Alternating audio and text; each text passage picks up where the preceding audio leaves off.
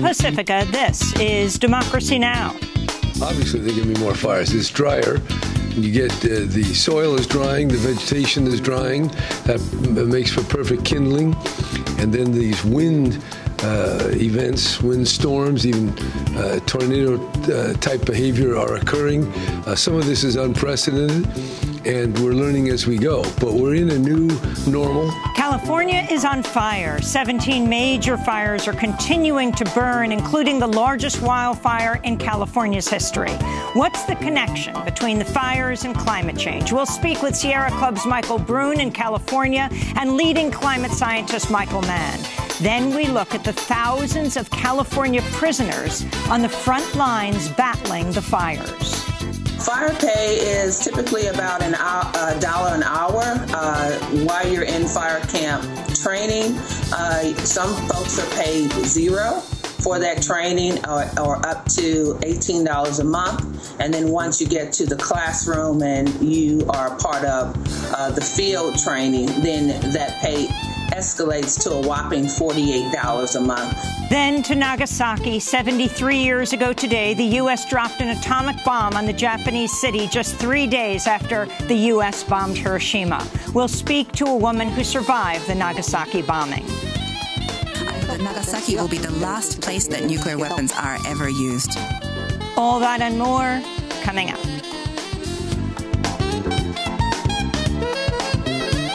Welcome to Democracy Now!, democracynow.org, the War and Peace Report. I'm Amy Goodman. In Yemen, a U.S.-backed Saudi-led airstrike has bombed a bus carrying a group of children, killing dozens of civilians, mostly children under the age of 10. The head of the health department in Sada province, where the attack occurred, said at least 43 people were killed and dozens more injured. The U.S.-backed Saudi-led bombing campaign has repeatedly been accused of committing war crimes by targeting civilians. Meanwhile, an explosive new Associated Press investigation says the Saudi-led coalition has repeatedly cut secret deals with al-Qaeda, paying its fighters to retreat from towns or join the U.S.-backed coalition. The AP investigation accuses the United States of being essentially aligned with al-Qaeda in the fight against Yemen's Houthi rebels, even as the U.S. says it's fighting al-Qaeda in Yemen. A U.S. airstrike has killed at least a dozen Afghan security forces in Logar province. Afghan officials say the U.S. airstrike hit an Afghan police outpost by mistake. The United States has sharply increased bombing in Afghanistan, dropping nearly 3,000 bombs in the first 6 months of this year, almost twice as many as during the same period last year. In Gaza, the Israeli military launched a barrage of airstrikes and artillery shelling overnight, killing 3 people, including a Palestinian woman and her 18-month-old child. The Israeli bombing came after Hamas fired rockets into southern Israel, injuring 6 Israelis. The Hamas attack came after the Israeli military killed 2 Hamas members 1 day earlier. Colombia has recognized Palestine as a free, independent and sovereign state. The announcement by the Palestinian embassy in Bogota came on the same day as U.S. Ambassador to the United Nations Nikki Haley visited the Colombia-Venezuela border, escalating the Trump administration's rhetoric demanding the ouster of Venezuelan President Nicolás Maduro. This is a crisis where the region has not been as loud and active as we would like to see. We think they need to do more, but the international community, the world in general, needs to realize that we have a dictator in Venezuela that is doing everything to protect himself and is sacrificing all of the Venezuelan people to do it. The United States has announced it will impose new sanctions against Russia over Russia's alleged poisoning of Russian spy Sergei Skripal and his daughter in Salisbury, Britain, in March. The sanctions are slated to take effect August 22nd. Russia slammed the U.S. sanctions and vowed to retaliate. Meanwhile, the U.S. Senate Intelligence Committee has asked WikiLeaks founder Julian Assange to testify about Russian interference in the 2016 U.S. election. Assange's legal team says he's considering the request. Virginia Governor Ralph Northam and the city of Charlottesville have declared states of emergency ahead of this weekend's first anniversary of the deadly white supremacist rally. White supremacists are planning to hold rallies in both Charlottesville and Washington, D.C. this weekend. Anti-racist, anti-fascist demonstrators are planning counter-protests. In the Democratic Republic of Congo, longtime leader Joseph Kabila has announced he will not run for re-election. Kabila's term ended in 2016, but he has so far refused refused to step down, even as violence and insecurity has increased in the DRC. Kabila is now backing his close ally, Interior Minister Emmanuel Ramazani Chowdhury, to run as his successor. He's under European Union sanctions for alleged human rights violations, including overseeing a deadly military crackdown against protesters. In Argentina, the Senate has rejected legislation to legalize abortion, dealing a blow to women's health and reproductive rights groups. The powerful Catholic Church had lobbied heavily against legalizing abortion. Currently, abortion in Argentina is banned except in cases of rape or when the mother's life is at risk. Dozens of Argentine women die every year as a result of unsafe, illegal abortions. Federal prosecutors have charged New York Republican Congressmember Chris Collins with insider trading. Prosecutors say Collins received an email from the head of an Australian drug company in which Collins was the largest shareholder, telling him the company's only drug had just failed its scientific trial. They say he immediately called his son, who then sold off his stock, saving $600,000. Congressmember Collins sits on the board of the Australian company. If convicted, he could face up to 150 years in prison. Collins was the first member of Congress to endorse Donald Trump's presidential bid. Collins' son and his son's fiance's father have also been charged in the insider trading scheme. Collins says he will still run for re-election in November from Buffalo, New York. Tribune Media has pulled out of the proposed $3.9 billion merger with the right-wing Sinclair Broadcast Group. FCC Chair Ajit Pai said last month he had serious concerns about the merger, which would have combined two of the nation's largest broadcasters. Free press groups are celebrating the collapse of the merger. In Pennsylvania, South Whitehall Township police officer Jonathan Roselle has been charged with manslaughter for fatally shooting an unarmed 44-year-old man named Joseph Santos 2 weeks ago. The rookie cop previously served in the U.S. Army and did a tour in Afghanistan. New York has become the first major U.S. city to crack down on Wall Street-backed ride-hailing apps like Uber and Lyft. The New York City Council voted overwhelmingly Wednesday to halt new vehicle licenses for ride-hailing services and set a minimum pay rate for drivers. In Japan, residents of Nagasaki gathered today to mark the 73rd anniversary of the U.S. atomic bombing of Nagasaki, which killed 74,000 people and forever changed the lives of those who survived the nuclear attack. This is the Nagasaki mayor, Tamahisa Tao, speaking at today's ceremony. I demand the Japanese government agree with the UN Treaty on the prohibition of nuclear weapons, as the only country to have suffered from an atomic bomb, as well as to bear its moral responsibility to lead a nuclear-free world. We'll speak with a Nagasaki atomic bombing survivor later in the broadcast.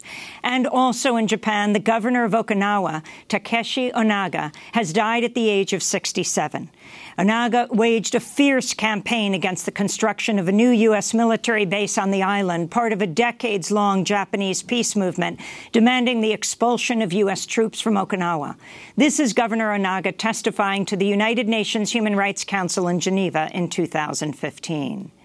The question is why the issue of bases and national security a human rights issue. Let me tell you this, Japan placed Okinawa for 27 years under U.S. military administration. We were neither Japanese nor Americans, and during that time many things happened, including a rape of a girl, a jet crashing into the ground of a primary school, and hit-and-run deaths by a U.S. soldier who was acquitted and sent home. And after the return, we found out there's a lot of pollution from toxins like dioxins, and there's an environmental issue. And even to investigate that, we cannot do it because it is not possible during the U.S.-Japan agreement.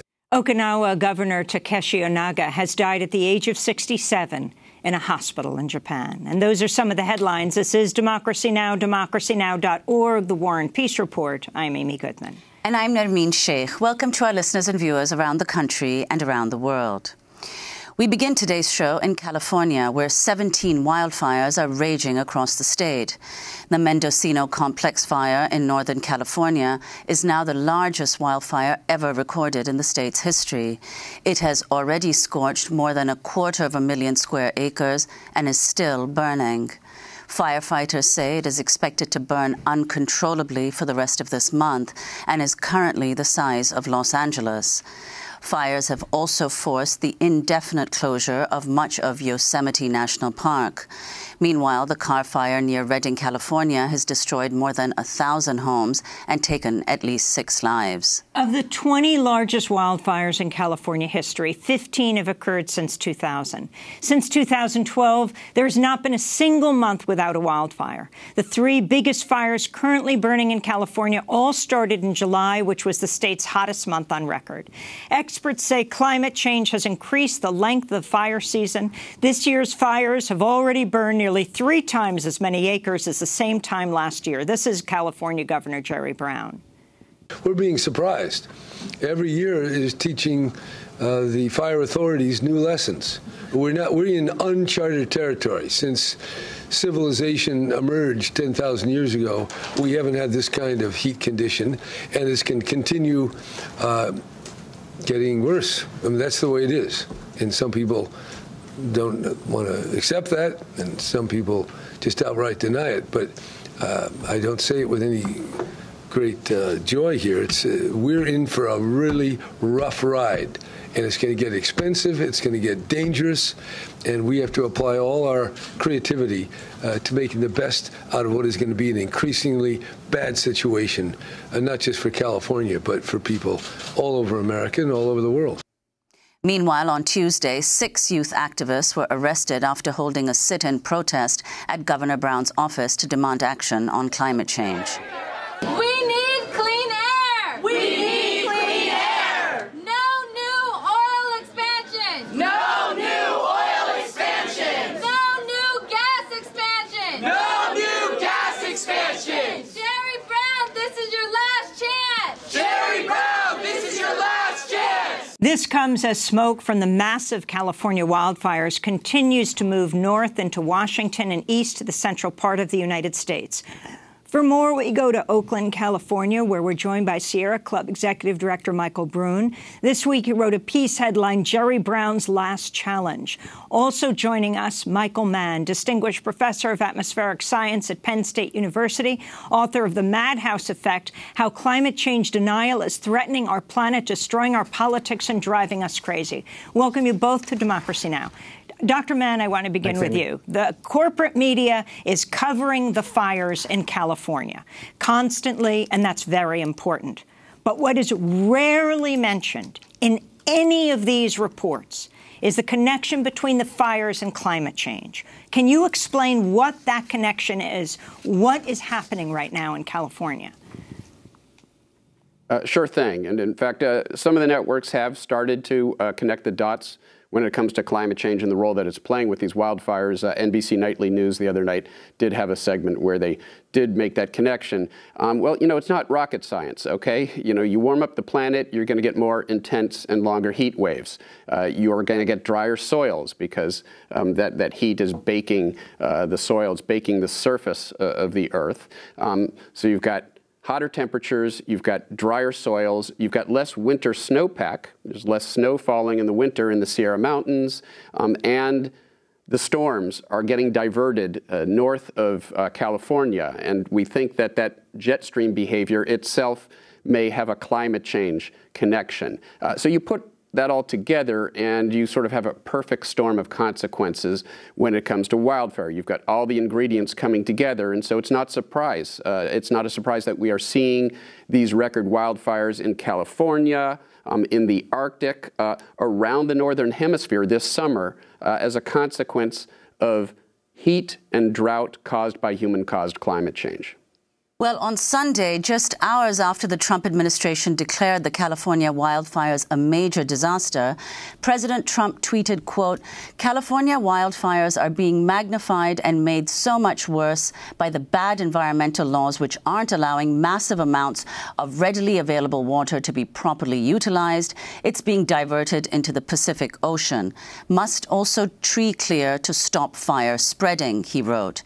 Then on Monday, he tweeted again, Trump tweeted again, quote, Governor Jerry Brown must allow the free flow of the vast amounts of water coming from the north and foolishly being diverted into the Pacific Ocean can be used for fires, farming, and everything else. Think of California with plenty of water. Nice.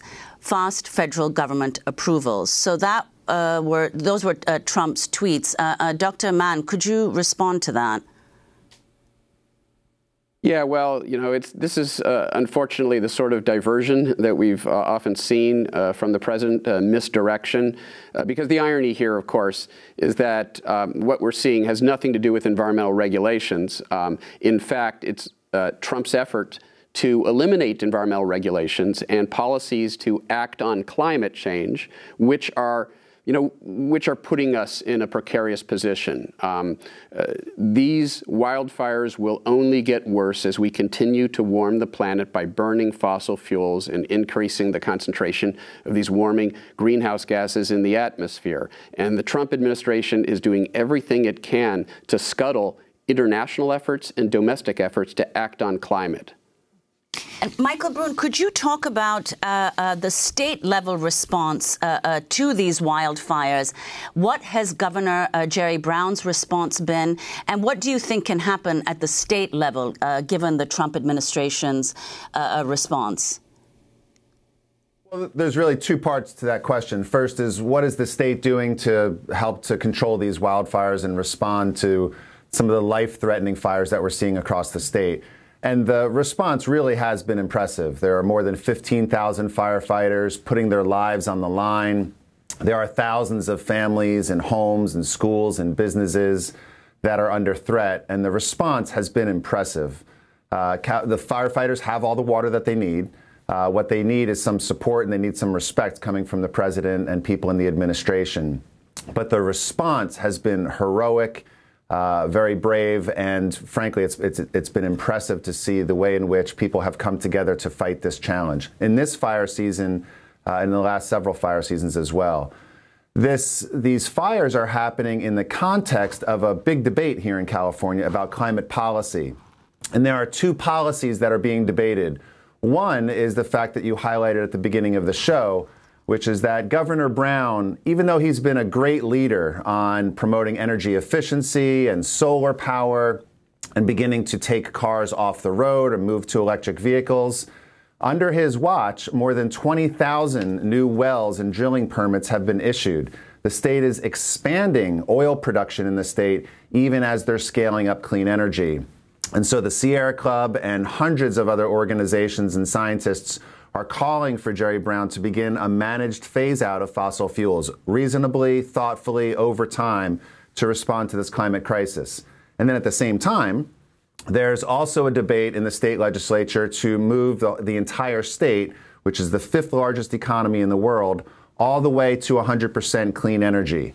San Diego has committed to go to 100% clean energy. San Jose, San Francisco, Oakland, large parts of the state at the city level have committed to move to 100% clean energy. We're looking to see the whole state get off of all coal, all gas, all fossil fuels, and move to 100% clean energy as quickly as possible over the coming years. So, Michael Brune, you began your piece by saying, let me just find it because, well, you can tell us how you began your piece. If Donald Trump could take carbon dioxide out of the atmosphere as efficiently as he sucks oxygen out of the news cycle, the climate crisis would be solved faster than you can say Mexico will pay for that wall. And you go on to say, unfortunately, even as we deal with the Trump administration's daily cascade of corruption, crudeness and cruelty, the clock keeps ticking and climate pollution keeps rising. But the math is merciless. If we don't accelerate a phase out of fossil fuels, then the wildfires, droughts, and extreme weather events currently plaguing the planet will seem mild compared with what's coming. Yet, you have, as the fires are gaining intensity in California, the Environmental Protection Agency, now under the former coal lobbyist Andrew Wheeler, who's replaced the corrupt Scott Pruitt, who you really helped to tank, certainly, your organization, the Sierra Club, by exposing a lot of what he was doing. The EPA announced last week it's going to freeze Obama-era fuel economy standards at 2020 levels in the latest blow by the Trump administration against efforts to curb catastrophic climate change. Can you talk about what it is Wheeler is doing? Sure. Well, let me just add one word to what you said. The EPA will try to freeze the U.S. auto efficiency at current levels or at 2020 levels. We will fight them, and dozens of other groups will fight them as well, both in the courts and in the marketplace. One of the best things that the Obama administration did on climate change, probably the best thing that the administration did on climate change, was to work with the auto industry, to work with states across the country, to work with unions, to increase the fuel efficiency and increase an acceleration towards electric vehicles so that we could save money at the pump, we could save a lot of oil, we could import a lot less oil, and reduce climate pollution. So, of course, the Trump administration is opposed to that and is seeking not only to roll back those protections, roll back all of those savings, but also, crucially, to eliminate the ability for the state of California and then other states to fight for clean air and to work with the auto industry directly in order to reduce emissions from from cars and trucks and SUVs. So this is something that is being challenged by states attorney general across the country. It's being challenged by groups like the Sierra Club and many others. We're going to prevail. We're going to make sure that these rules are protected. But it's one more fight that we have with the Trump administration, which is taking us backwards when we need to be moving very quickly in the opposite direction.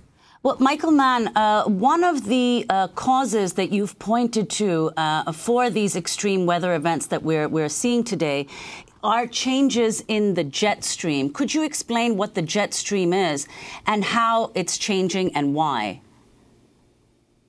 Sure thing. So the basic factors are easy to understand here. Hotter temperatures, drier soils, less runoff, less water running off from the Sierra Mountains. Obviously, those create the conditions conducive to these wildfires. But there is this other ingredient that we think is involved here and in this whole array of unprecedented extreme summer weather events that we are seeing over the past month around the entire northern hemisphere.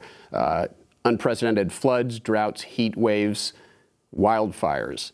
And what's happening here is that these weather systems are not moving along the way they normally do. The jet stream is this band of strong winds that blow from west to east, and if you're flying in a jet, it's faster flying from west to east across the United States than in the other direction because you've got that tailwind. That's the jet stream. The jet stream also pushes weather systems from west to east. And what's happening as we melt the sea ice in the Arctic, believe it or not, what happens in the Arctic doesn't stay in the Arctic. That warming in the Arctic is actually changing temperature patterns in the atmosphere in a way that slows down the jet stream. The jet stream is actually driven by the contrast in temperature from the warm equator to the cold polar regions. When you decrease that contrast by warming the poles more than the rest of the planet, you slow down the jet stream. Now, there are other physical processes that are involved, but that's really the key process here. And so you have these large meanders in the jet stream. You see the jet stream really wiggling vigorously north and south, and that gives you extreme weather events. But the added ingredient here is that the jet stream isn't moving along. It's not pushing those weather systems along. So the same locations get rained on day after day or get baked by the sun day after day. And that's when you see unprecedented extreme weather events like what we're seeing around the northern hemisphere this summer. The impacts of climate change are no longer subtle. We are seeing them play out this summer in real time on our television screens. Can you talk about the hothouse state? Yesterday, a group of leading scientists warning the cascading effects of melting ice, warming seas, shifting currents, and dying forests could push the planet into a hothouse state. Michael Mann. Yeah, so that article, it's more of a commentary than an original research article. The basic science that's discussed there is science we've understood for some time. James Hansen, the former director of the NASA Goddard Institute for Space Studies, made this point a number of years ago, that if we keep CO2 levels elevated, even at current levels, and we allow the climate system to equilibrate to those high levels of CO2, then over many centuries, we lose the ice sheets. Forests start to migrate. We fundamentally remake the planet, and it turns out that can add a whole lot of extra warming. And that isn't always taken into account in these projections you see of the warming we can expect over the next century or so. There's this longer-term commitment. Much of that CO2 that we've put into the atmosphere is going to remain in the atmosphere for thousands of years. And if we keep that CO2 elevated at levels they are now or even higher than they are now, then we could see major disruptions in the climate. Again, the science there isn't new, but it's important. And what it tells us is not only do we have to cut our emissions dramatically to avoid warming the planet more than catastrophic 2 degrees Celsius, 3.5 degrees Fahrenheit. We can still do that. Paris will get us halfway there. We have to improve on Paris to get all the way there. We can do that. But it isn't enough just to level off those CO2 concentrations. Ultimately, we're going to have to pull that CO2 back out of the atmosphere. If we leave it at current levels for centuries, we will commit potentially to catastrophic changes in our climate. Well, you said, Michael Mann, that if emissions are not reduced, we'll witness major disruptions in the climate. Would you not describe what's happening now as a major disruption? And if not, then what do you anticipate happening? Yeah, so too often, we allow the problem of climate change to be framed as if there's some tipping point. There's a certain amount of warming that we go beyond, and then, we suddenly have a calamity on our hands. It's much more like a minefield. We're walking out onto this minefield already, and we're starting to set off some of those mines. But what we know is the further we walk out onto that minefield, the more of those mines we are going to set off. So the only sensible strategy is to stop moving forward out onto the minefield. We've got to go back to where we came from. We've got to bring those carbon emissions down. Again, the Paris Accord gets us about halfway to where we need to be to stave off the most catastrophic impacts of climate change. But we're already seeing dangerous climate change now. If you talk to people in California, if you talk to the people of Puerto Rico, people in Europe, people all around the world, in many respects, dangerous climate change is already starting to arrive. We're on this highway, this carbon highway, and we have to get off at the next available exit. As we wrap up, Michael Brune,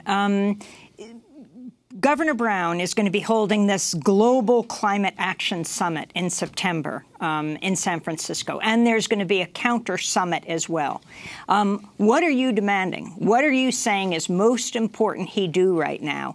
And what about these protests? For example, the young people, 6 of them arrested at his office doing a sit-in.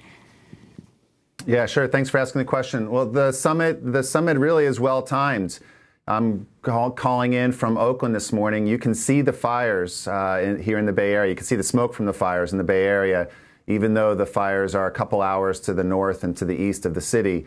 What we need from Jerry Brown here in the state and leaders across the country and around the world, but what we particularly need from Jerry Brown is a managed phase out, a thoughtful and reasonable managed phase out of fossil fuel production here in the state. The first thing you do when you want to solve a problem is stop making it worse. We need to make sure that we're focusing both on the demand for clean energy, increasing that as quickly as we possibly can, but also focus on the supply of fossil fuels and reducing that as quickly as we can. Here in the state, we need to be making sure that we're protecting communities, families, homes, and businesses. Many of them live within 300, 400, 1,000 feet of an oil well.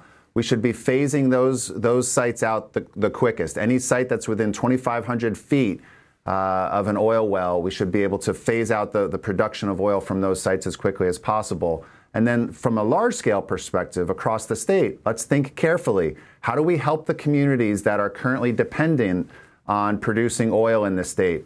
How do we make sure that the transition away from oil is one that is good for workers and good for the communities that are economically dependent on fossil fuel production? We can do this if we're thoughtful, if we're reasonable, if we make sure that we're taking care of the communities and the workers who economically depend on fossil fuels.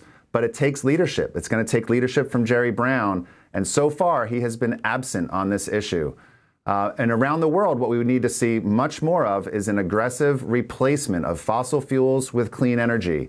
If the Republican mayor of Georgetown, Texas can do it, and if the Republican city council in Abita Springs, Louisiana, or in San Diego, California can say, we are moving to 100% clean energy, then we should be able to see heads of state and leaders of corporations and governors across the country and people around the world saying, we're going to get off of fossil fuels entirely. We're going to move to clean energy. We'll save money as well as saving lives in the process. Michael Brune, I want to thank you for being with us, Executive Director of the Sierra Club, speaking to us from Oakland, California, and Michael Mann, Professor of Atmospheric Science at Penn State University.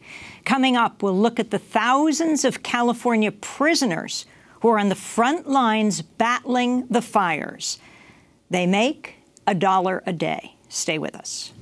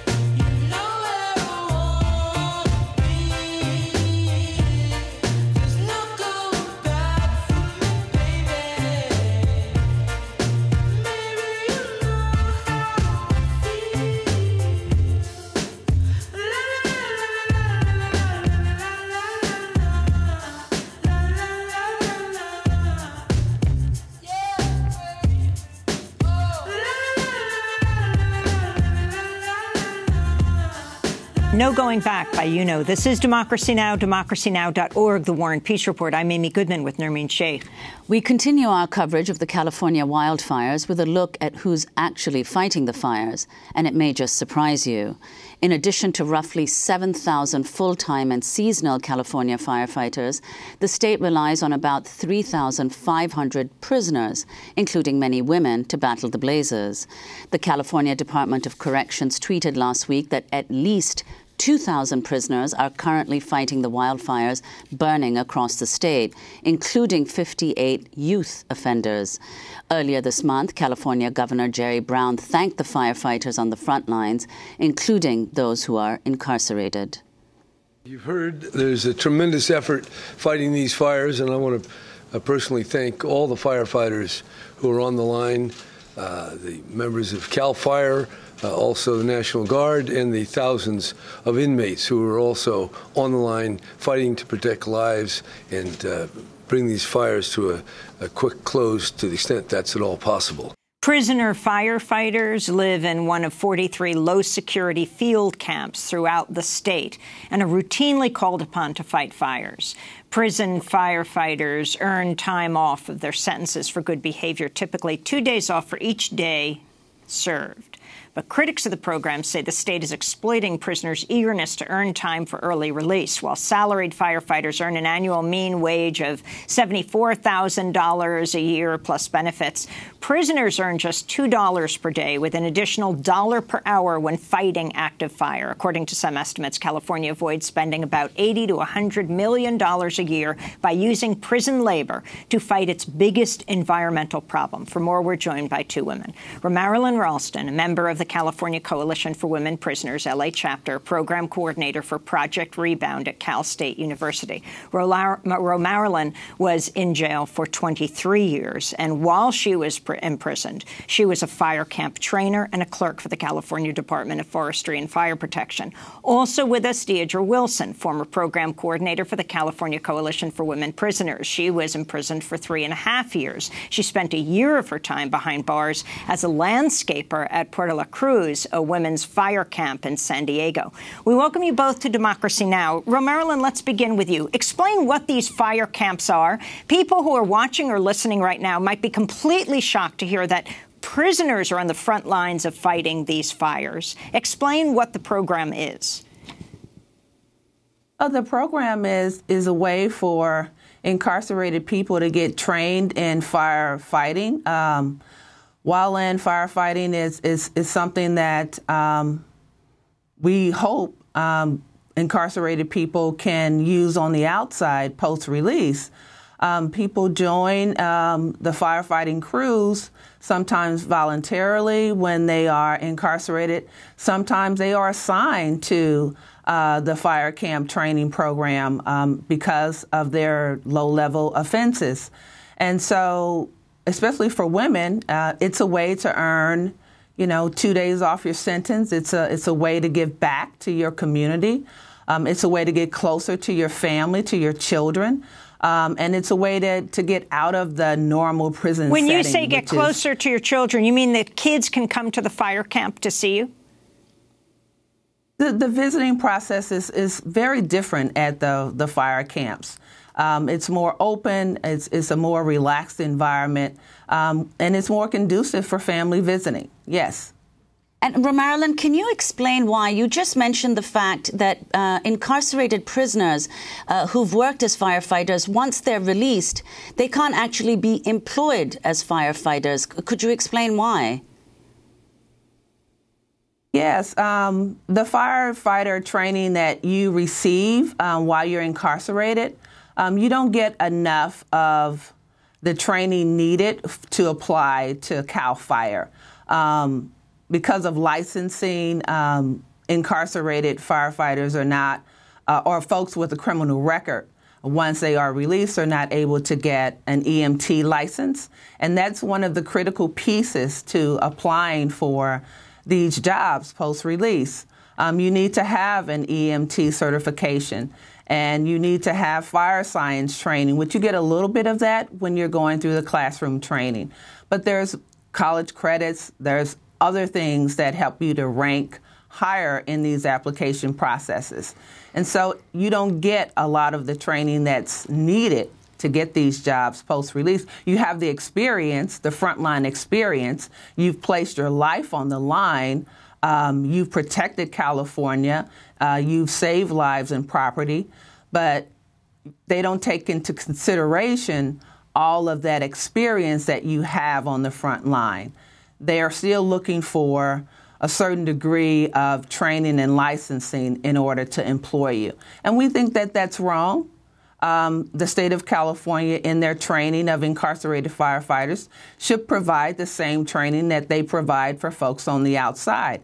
If they don't want to do that, then they should give credit for the work that folks do on these fires and consider that training as enough for them to get jobs post-release, because it is. If it's enough to fight while you're incarcerated, if it's enough for you to fight the fire while you're incarcerated on the training that you received inside the prison, it should be enough once you're released. Deidre Wilson, I wanted to bring you into this conversation. How much do prisoner firefighters make? Well, the people in the fire camps, it's $2 a day, but when you're out fighting a fire, it's $1 per hour. Some have criticized this as slave labor. Your thoughts?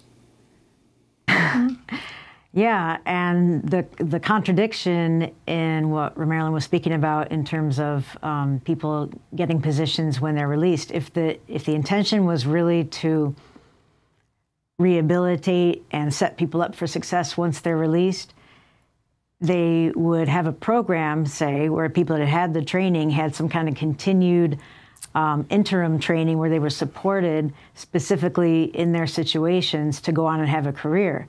But that does not exist. People fall through the cracks because the intention is really to make use of this labor that the state is saving $100 million on. Well, Deirdre, it's interesting to note that the state of Arizona also uses incarcerated firefighters, but in Arizona, they're allowed to start a career once out of prison. Now, of course, California does not permit that. Do you know of any attempts in the California legislature to alter this? That would be Romarilyn's. Go ahead, Romarilyn, go ahead. Governor Brown did propose approximately $26 million to create a training and certification program that would help support incarcerated firefighters in receiving the training that they need post-release. We don't know where that is or how that's going to all wash out in the end, but that is part of the budget proposal for this year. And so we hope that, knowing what we know about California, and you've heard Governor Brown early speaking about, these fires are just going to continue. And with global warming, they're going to continue to get worse. So if we're going to use incarcerated firefighter labor to fight fires, we need to respect their expertise once they are released and give them jobs. Because the collateral consequences of not doing that is California, going up in smoke. And so we can't afford that. There's a lot of ways that incarcerated firefighters can get that training inside. They have the means to do it. The director of the ACLU's National Prison Project told The Atlantic last year, you have to understand the uniquely coercive prison environment where few things are clearly voluntary. In light of the vast power inequality between prisoners and those who employ them, there's a real potential for exploitation and abuse. And, of course, there's a real potential here. In addition to exploitation and abuse, we're talking about life and death situations. Can you explain what life is like on the front lines for a prisoner firefighter? Deidre. It's exhausting. My particular job was inside the camp. I was a landscaper. I was supposed to work as a clerk because I have administrative experience, but I had spent time in CIW, so I knew too many people, and they didn't trust me in the office. So that was why I was sent out to pasture, as I call it, to do the landscaping. So I wasn't actually out on a fire line. Also because I was vulnerable to poison oak, which a lot of people are. And when you breathe poison oak in the air, if you're allergic, your throat can close up and you can die. So that was a concern. And my whole purpose was to get back to my children, as it is for so many people that go to fire camp, is to reduce your time to get out and be with your families. So when they say it's volunteer, that makes me kind of... Yeah. I mean, we didn't volunteer to go to prison. We didn't enter prison in order to go to the fire camp and fight the fire. So it's really not truthful to say it's volunteer. This is an absolutely critical point. Marilyn, have people died on the front lines fighting fires? There are reports that incarcerated people have lost their lives fighting fires. But back to the point on volunteering, you have to fit a criteria to be assigned to fire camp.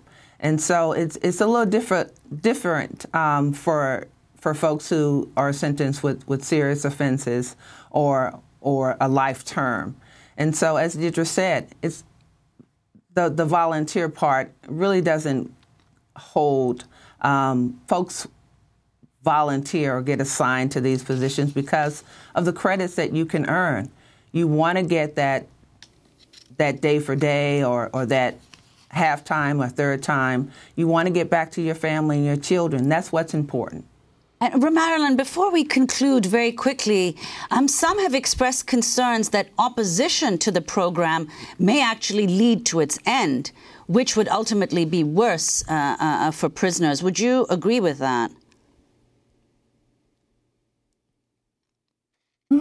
I would kind of agree with that. I think if we could get the certification and the training that Governor Brown is proposing in his budget, so that when folks are released, that they're able to be hired by CAL FIRE and work for that $74,000 a year that other firefighters make. It costs the state of California almost $80,000 to incarcerate a person a year.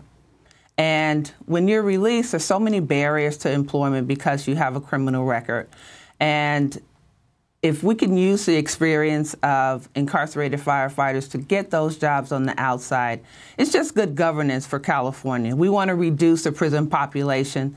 Governor Brown's been under mandate to do that for a while now. We want folks to have access to good employment so that they don't recidivate and they're able to take care of their families and be contributing members of society. Everyone wants that. People say they believe in second chances. Here's an opportunity for thousands of people to have that second chance, to have the ability to take care of themselves and their families and to become contributing members to the California economy, which is the 5th largest economy in the world, and yet we hesitate to do that. We have to leave it there, Romarilyn, but we will certainly come back to this issue. Romarilyn Ralston, California Coalition for Women Prisoners, LA chapter, and Deidre Wilson, former program coordinator for the California Coalition for Women Prisoners, both speaking to us from Irvine, California.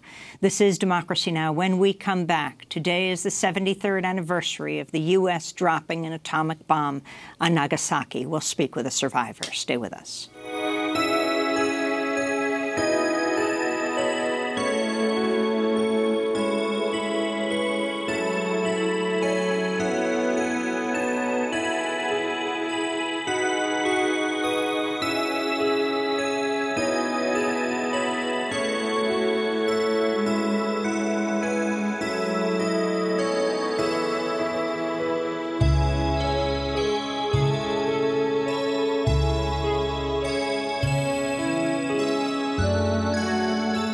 Grave of the Fireflies. This is Democracy Now!, DemocracyNow.org, The War and Peace Report. I'm Amy Goodman with Nermeen Sheikh.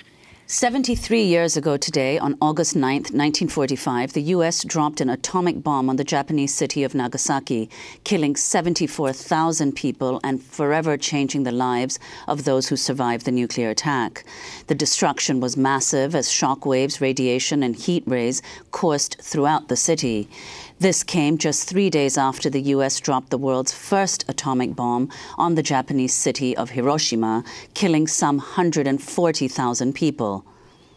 Well, just a few weeks ago, we were joined in studio by two guests who traveled from Japan to New York City on the Peace Boat, an international boat that sails around the world campaigning for nuclear disarmament and world peace. The co-founder and director of the Peace Boat, Tatsuya Yoshioka, and Terumi Kuramari, a hibakusha, that's the Japanese word for a survivor of the atomic bomb, joined us in our studios to talk about the bombings of Hiroshima and Nagasaki. I started by asking Terumi Kuramori to describe what happened when that second atomic bomb was dropped on Nagasaki 73 years ago today. That was the year when I was 1 year old, so I don't have direct memory of that day. However, after surviving the atomic bomb, I went with my mother and my elder brother and sister into a bomb shelter, which was under the city, so we were able to survive, so I'm somehow able to be here today. I don't have any direct memory of that day. However, my parents also, for my whole life, did not speak out about the fact that we survived the bombing. The reason for that, the reason they did not speak out is because at the time there was so much discrimination and prejudice against the hibakusha, the survivors. And at that time, it was difficult for us to obtain jobs, to get married. There was severe discrimination against us because of what we had been through. When I was young, I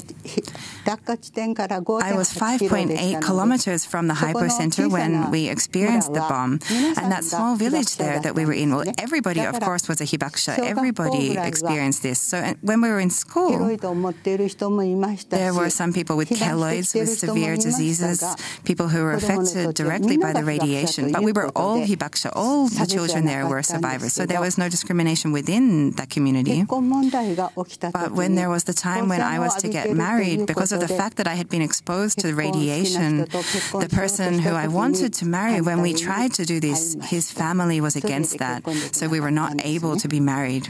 So you grew up in a community of hibakusha, of survivors of the nuclear bomb?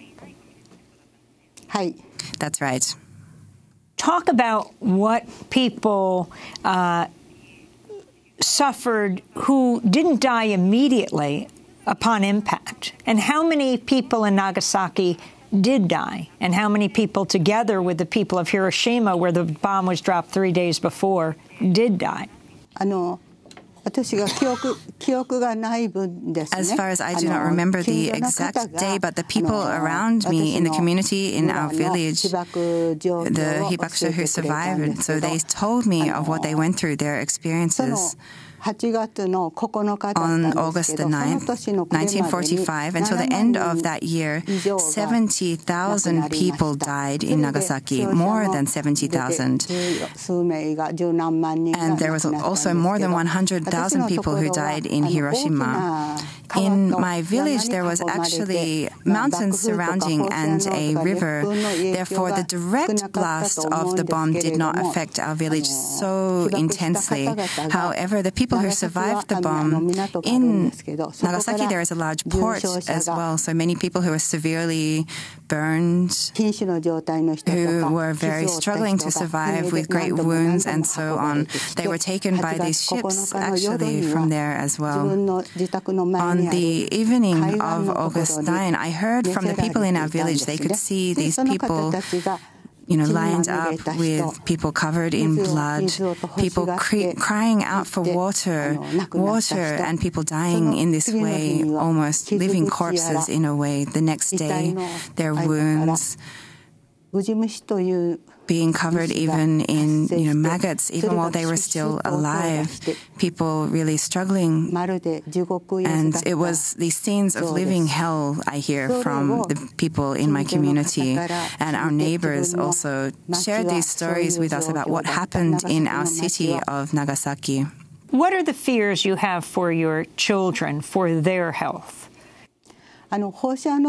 Radiation and its impacts, of course, are not only the immediate impact. Some people do die immediately, but after that, for many years, decades even after that, radiation continues to impact, continues to even affect people's cells are damaged. Their DNA is destroyed as a result of this. Therefore, for those people who were exposed to radiation internally as well, through food, through water, through things that they were ingesting, even 2 or 3 years later, people, for example, giving breast milk to their children, even decades later, getting sick with leukemia. There are very sad stories like this, so I was very concerned. Radiation is something which continues to affect generations. It's terrifying. Your thoughts, Terumi Kuramori, on the UN Secretary General Guterres saying that he will be there on the commemoration day on August 9th. He will be the first UN Secretary General to go to Nagasaki to note the anniversary of the atomic bombing. Ban Ki-moon went to Hiroshima. Nagasaki is, of course, a city which is maybe very different to Hiroshima in the sense that there are less people who come to visit. However, coming to Nagasaki to see the museum, to learn the stories of the hibakusha, the survivors, who are now more than 80 years old on average, is so important.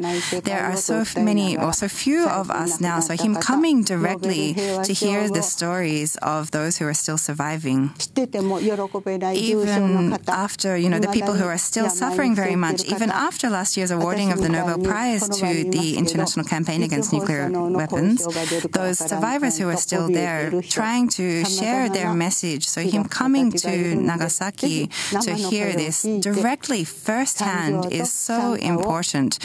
And so if he can come to Nagasaki and bring this story back to his own country and people around the world is very important.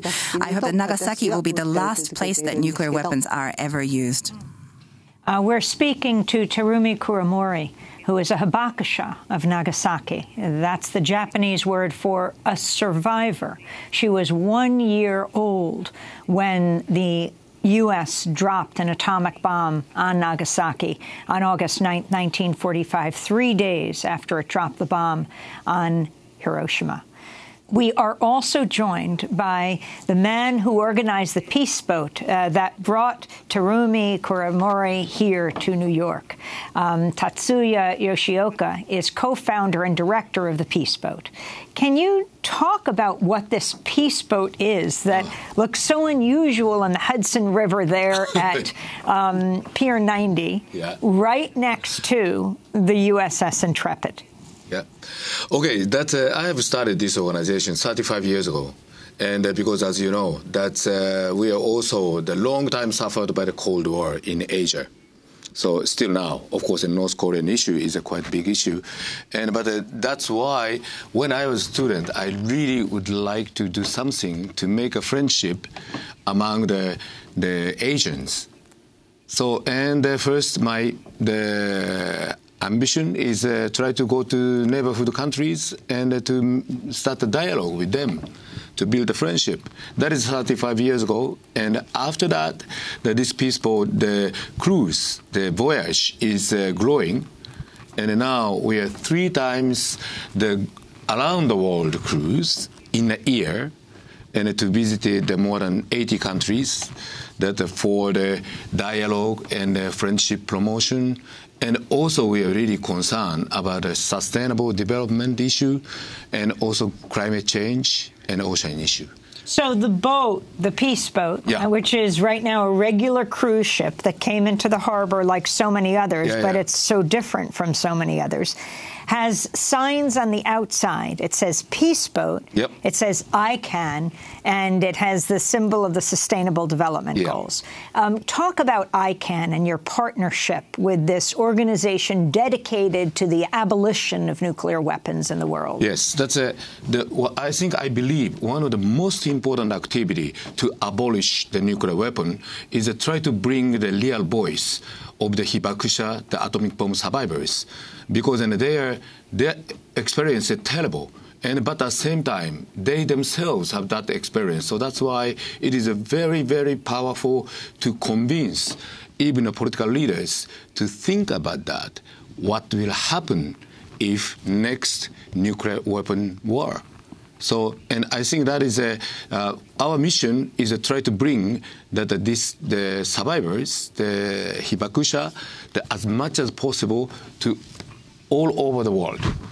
And we are trying to set up the negotiation or testimony with decision makers or the political leaders or even the business leader or professor intellectuals to understand that what's happened in Hiroshima and Nagasaki. The nuclear ban treaty, if you could explain what this is, each of you, let's begin with Terumi Kuramori. The treaty that both Japan, Prime Minister Abe, who seems rather close to President Trump, and President Trump refused to sign on to. Of course, President Obama did not sign on to it either. The nuclear ban treaty is something which we have been appealing about around the world, calling on countries to sign and ratify. Some of the countries that we have met with are in support. However, there is still many countries which do need to sign on. And so we believe that all of the citizens around the world who have the power to vote, that have the power to impact their politicians, their parliamentarians, to encourage them to sign on to this nuclear ban treaty is important. And also for countries like Japan to come out of under the nuclear umbrella. Japan, unfortunately, is not making any moves, is still stuck under that United States nuclear umbrella. So we as Hibakusha are continuing to appeal that, the nuclear ban treaty is going to become international law soon. And this means that we have legally around the world, nuclear weapons cannot be used. This is a way to have countries all around the world recognize this and make this new norm a legal norm. I'm not sure about the United States, but perhaps it's a difficult situation. But really looking at these countries, it's important. Terumi Kuramori is a Hibakusha. She's a survivor of the atomic bombing of Nagasaki 73 years ago today, August 9th, 1945. Tatsuya Yoshioka is co-founder and director of the Peace Boat. That does it for our show. Democracy Now! Has a job opening for a full-time broadcast engineer here in New York City. Find out more at our website, democracynow.org. Democracy Now! Produced by Mike Burke, Renee Feltz, Carla Wills, Laura Gottesdiener, Sam Alcoff, John Hamilton. I'm Amy Goodman with Nermeen Sheikh. Thanks so much for joining us.